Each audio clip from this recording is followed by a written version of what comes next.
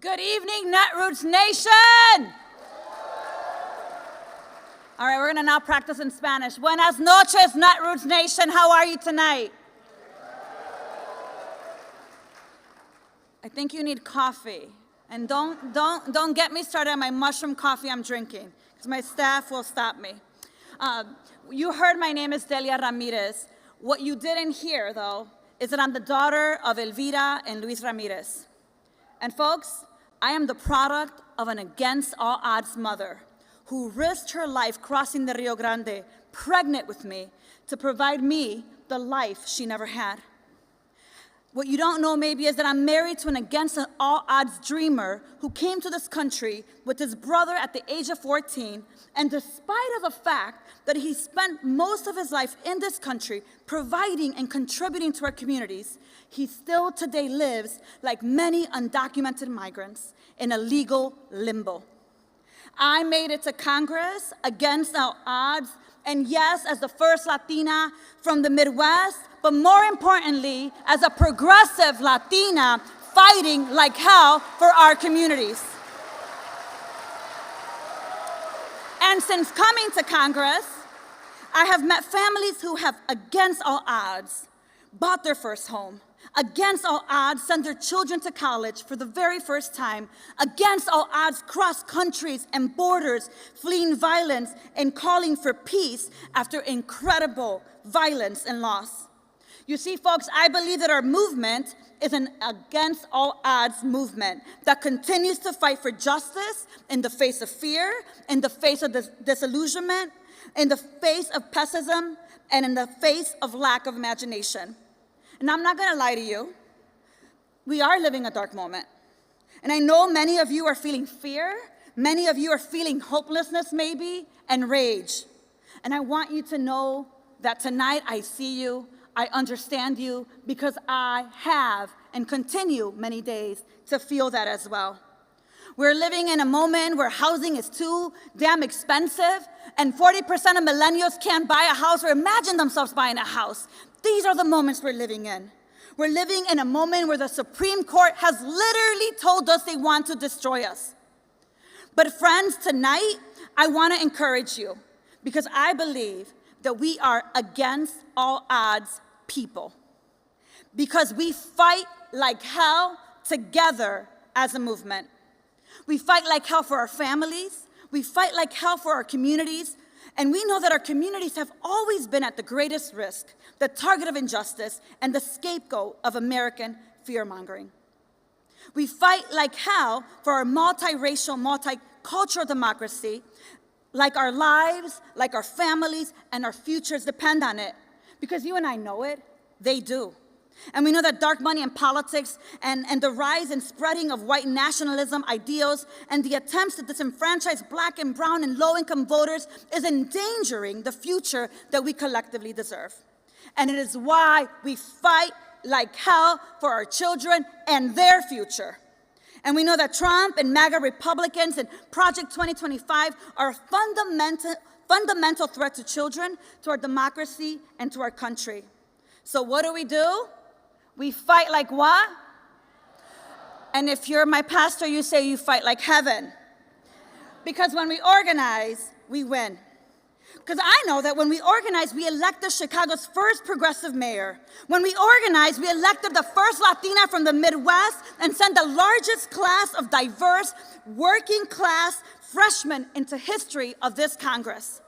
Because when we organize, we want a Chicago treatment, not trauma pilot to send counselors to respond to mental health 911 calls instead of police. And when we organize, we won the nation's first Office of Gun Violence Prevention.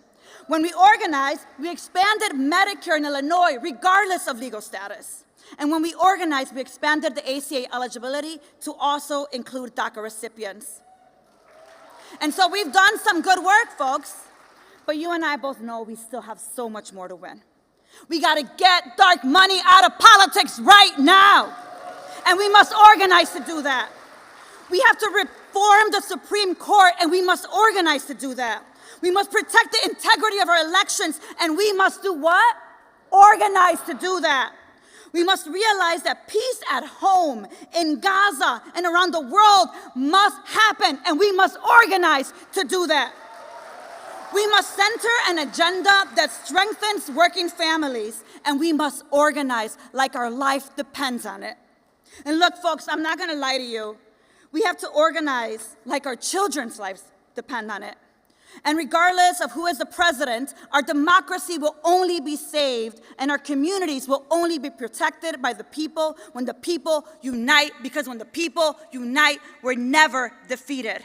And we won't be defeated against mega donors attempting to buy our elections, as we have seen around the country, because when we are united in our efforts to take on these super PACs, and you know the super PACs I'm talking about, APAC, yes, I'm saying APAC of the worlds, we are going to make sure that those super PACs understand that the people power, that the organizing will win, because it is about our communities, it is about our movement. We will not be defeated by a Supreme Court willing to put interests of donors and the whims of a felon, of an Epstein associate, over the constitutional protections and the safety of our communities, because we know that when we're united, our efforts to hold them accountable. Just like this week when my colleagues filed articles of impeachment for Justice Thomas and Justice Alito. That's what we do. We organize. And friends, we will not be defeated by those who seek to wage endless wars and commit unspeakable horrors with US bombs across the world, because we are united in our call for peace and a permanent ceasefire in Gaza.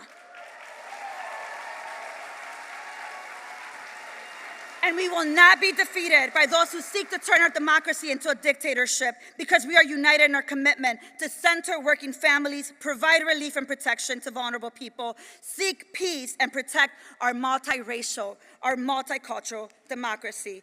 And you know why I believe we can do this? Because I believe that the people united will not be defeated. I believe that the people united will not be defeated. And I know we will win against all odds, because we have something to fight for. Because I fight for my husband, because I fight for my nieces and nephews, because I fight for every Latina, every Black woman, every Asian woman, every woman who wants to aspire to be in public office. Because I fight for Palestinian children, and I fight for the children in Sudan, because I'm fighting with you, and we are in partnership in the liberation of our communities and our world together in this movement. And there is a fight ahead. There is a fight ahead. And we don't shy away from the fight. We will not avoid it. We must go through it to get to the future that we hope for.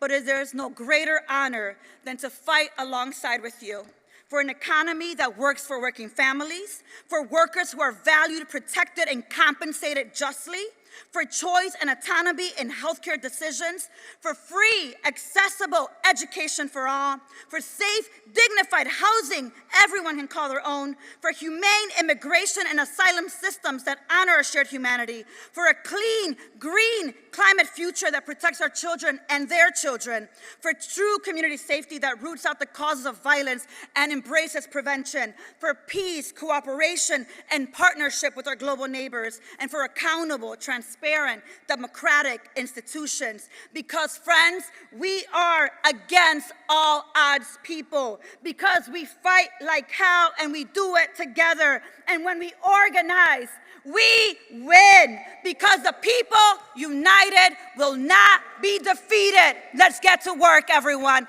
Let's go, Netroots Nation.